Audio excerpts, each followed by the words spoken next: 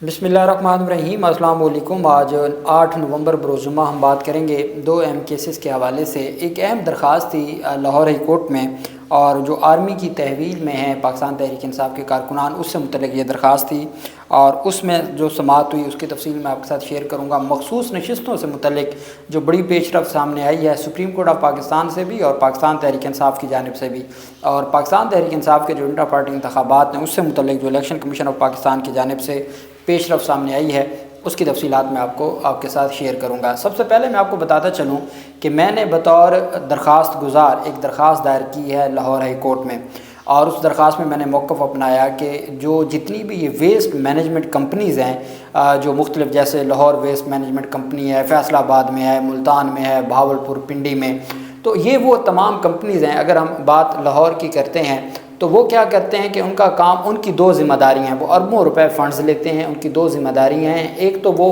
Waste pick करते हैं, शहरों से वो उठाते हैं और उसको डिस्ट्रॉय करना होता है, उसको उन्होंने उसकी डिस्पोज़ल करनी होती है। अब हमारे मुल्क में हो ये रहा है बदकिस्मती से कि जो बैनुल अक़वामी इन्वायरमेंट के स्टैंडर्ड्स हैं उसके मुताबिक हमारे मुल्क में तो कुछ होता नहीं है। स्मोक की हालत देख लें, किस तरीके से एमरजेंसी लगानी पड़ रही है, हालात इतने ख़राब हैं, स्मोक है, लोग बीमार हो रहे हैं, बीमारियां बढ़ रही हैं। तो मैंने लाहौर हाई कोर्ट में ये दरख्वास्त दायर की कि ये जो वेस्ट मैनेजमेंट कंपनीज़ हैं जो आवाम के टैक्स के पैसों से अरबों रुपए के जिनके फ़ंड्स हैं, वो क्या करते हैं, वो वेस्ट पिक करते हैं और जाके, जैसे लाहौर की मैं बात करूं तो लखो ढेर, ये शहबाज शरीफ के दौर में 2016 में लखो ढेर एक जगह मुतय्यन की गई कि यहाँ पे वेस्ट डिस्ट्रॉय की जाएगी।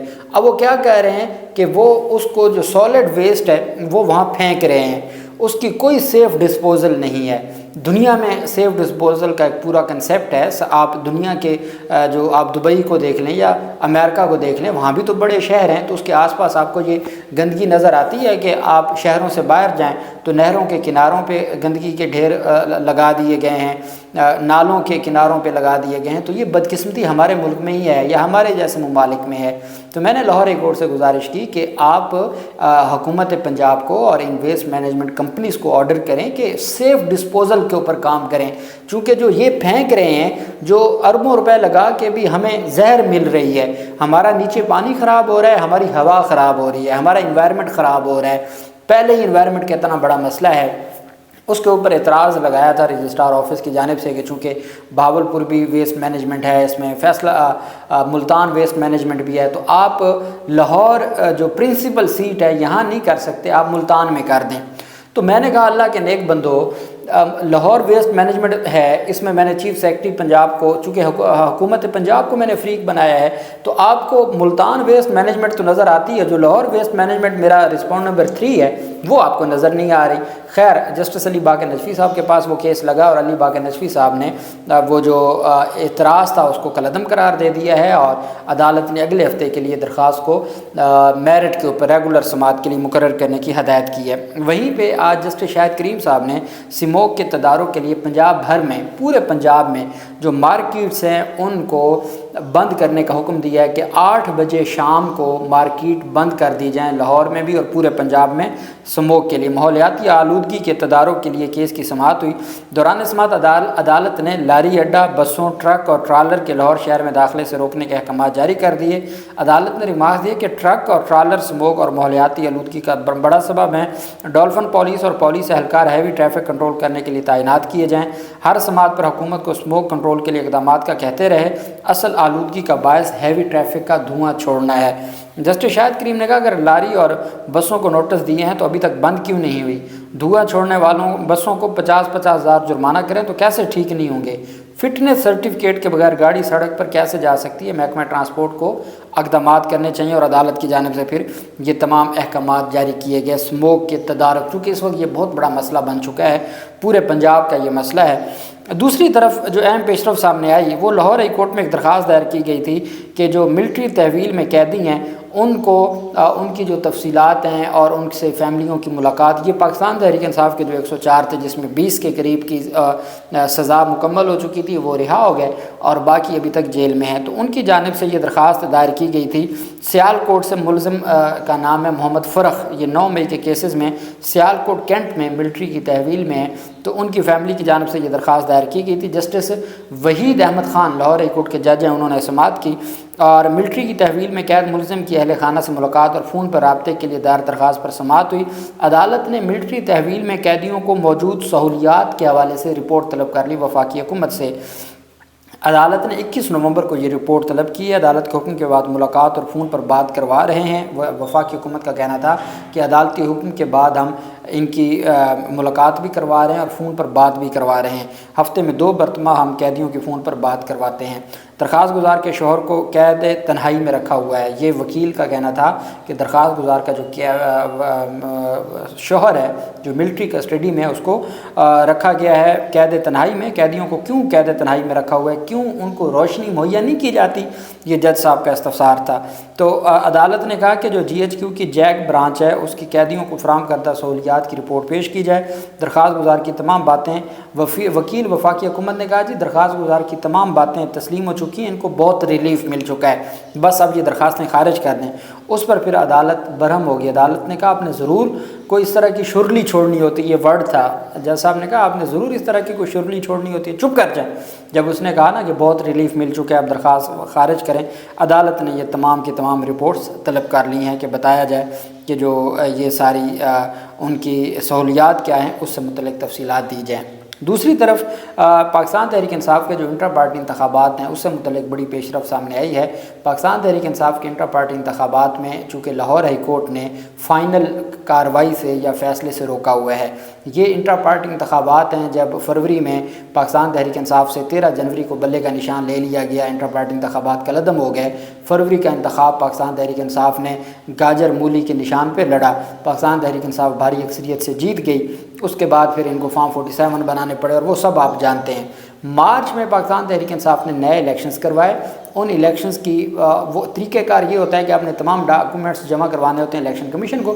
الیکشن کمیشن آپ کو پارٹی سرٹیفکیٹ جاری کر دیتا ہے جو رجسٹریشن سرٹیفکیٹ ہے، اور آپ کا نشان بھی بحال ہو جانا تھا، چونکہ جو سپریم کورٹ کا فیصلہ تھا وہ تو اس انتخاب کی حد تک تھا، وہ تو فار دی ٹائم بینگ تھا۔ اب جب یہ الیکشن ہوا تو پاکستان تحریک انصاف کو 30 اپریل کو نیا نوٹس جاری کر دیا گیا، اعتراضات اٹھا دیے گئے۔ پاکستان تحریک انصاف لاہور ہائی کورٹ چلی گئی، 5 رکنی بینچ بن گیا جسٹس شمس محمود مرزا صاحب کی جانب سے۔ انہوں نے بیرسٹر علی ظفر صاحب کے دلائل کے بعد الیکشن کمیشن کو فائنل کارروائی سے مراد پاکستان تحریک انصاف کا جو انتخاب ہے اس کو غیر قانونی قرار دے کے کالعدم قرار دینے کی جو الیکشن ہے انٹر پارٹی الیکشن، اس کو کالعدم قرار دینے کا جو اختیار ہے اس سے الیکشن کمیشن کو روک دیا ہے۔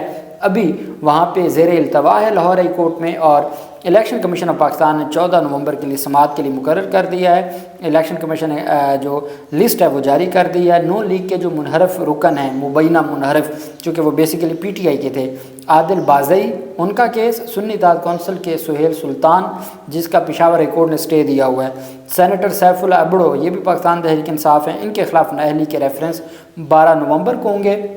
فواد چودھری اور عمران خان کے خلاف توہین الیکشن کمیشن کا جو کیس ہے وہ 12 نومبر کو ہوگا، جبکہ پاکستان تحریک انصاف کا انٹر پارٹی انتخابات 14 نومبر کو ہوگا۔ یہ پیش رفت سامنے آئی۔ دوسری طرف پاکستان تحریک انصاف کی جو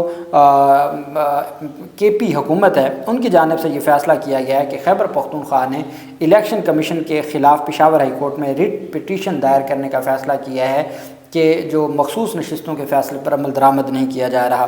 پاکستان تحریک انصاف کی KP حکومت نے کہا ہے کہ صوبائی حکومت نے الیکشن کمیشن کے خلاف پشاور ہائی کورٹ میں صوبائی حکومت نے الیکشن کمیشن کے خلاف پشاور ہائی کورٹ میں ریٹ دائر کرنے کا فیصلہ کیا ہے۔ ریٹ پٹیشن مخصوص نشستیں PTI کو نہ دینے کے خلاف دائر کی جائے گی۔ الیکشن کمیشن نے سپریم کورٹ کے اکثریتی فیصلے کے باوجود مخصوص نشستوں کو نوٹیفیکیشن جاری نہیں کیا۔ خیبر پختونخوا کی سینٹ کی نشستوں پر انتخابات کے لیے شیڈول بھی تاحال جاری نہیں کیا گیا۔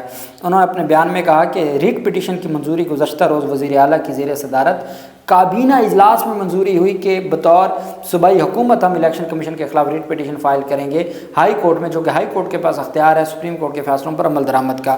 کابینہ نے پٹیشن دائر کرنے کے لیے ایڈوکیٹ جنرل کو اجازت دی ہے۔ سپریم کورٹ کے 8 ججز کے فیصلے پر عمل درآمد نہ ہونے پر یہ سارا کچھ کیا گیا۔ PTI KP حکومت کا کہنا ہے کہ الیکشن کمیشن پہلے تاخیری حربے استعمال کر رہا تھا، اب کھلم کھلا سپریم کورٹ کے احکامات کی خلاف ورزی کی جا رہی ہے۔ الیکشن کمشنر کے متعصبانہ رویے نے PTI کو ناقابل تلافی نقصان پہنچایا ہے۔ اعلیٰ عدلیہ کی حکم عدولی پر الیکشن کمشنر توہین عدالت اور آرٹیکل 6 کے مرتکب ہو چکے ہیں۔ اب ایک طرف پاکستان تحریک انصاف نے یہ جو درخواست دائر کرنے کا فیصلہ کیا اور یہ درخواست کل دائر ہو جائے گی، دوسری طرف آج سپریم جوڈیشل کونسل کا اجلاس تھا، اس میں بہت ساری چیزیں تھیں، وہ انشاءاللہ اس کی تفصیل میں اگلے ویلاگ میں آپ کے ساتھ شیئر کروں گا، کچھ ہی دیر تک پریس ریلیز جاری ہو جائے گی اور اس میں پھر تفصیلات آ جائیں گی۔ لیکن اہم چیز یہ ہے، پاکستان تحریک انصاف کا چیف الیکشن کمشنر اور الیکشن کمیشن کے خلاف جو ریفرنس ہے اور پھر مخصوص نشستوں کے فیصلوں کے مطابق جو مخصوص نشستوں کے فیصلوں پر عمل درآمد نہیں کیا، اس سے متعلق جو توہین عدالت کی درخواست کے ساتھ ساتھ سپریم جوڈیشل کونسل میں ریفرنسز ہیں، اس پر آج باقاعدہ طور پر سپریم جوڈیشل کونسل میں بحث اور سپریم جوڈیشل کونسل میں کارروائی ہوئی ہے، اور بہت قوی امید ہے کہ آج سپریم جوڈیشل کونسل کی کارروائی کا جو اعلامیہ جاری کیا گیا ہے، اس میں الیکشن کمیشن کے خلاف سپریم جوڈیشل کونسل میں ریفرنس کی باقاعدہ کارروائی کا آغاز کر کے نوٹس اور کارروائی شروع کر دی جائے گی۔ یہ مصدقہ اطلاعات ہیں، سپریم کورٹ آف پاکستان میں آج الیکشن کمیشن کے خلاف جو ریفرنس ہیں سپریم جوڈیشل کونسل کے اجلاس میں ڈسکس ہوئے ہیں، اور قوی امید ہے کہ جو مخصوص نشستوں پر عمل درآمد نہیں کیا، یہ معاملہ اب ان کے گلے پڑے گا، اور ہر صورت ان کے خلاف ڈسکوالیفیکیشن کی جو مس کنڈکٹ کی کارروائی ہے وہ سپریم جوڈیشل کونسل میں شروع ہونے کے قوی امکانات ہیں۔ تو مجھے امید ہے کچھ دیر تک جاری ہو جائے گا اعلامیہ بھی سپریم جوڈیشل کونسل کے اہم اجلاس کا، اس کی تفصیل بھی میں آپ کے ساتھ شیئر کروں گا۔ اللہ پاک پاکستان کا حامی و ناصر ہو۔ بہت شکریہ۔ اللہ حافظ۔ پاکستان زندہ باد۔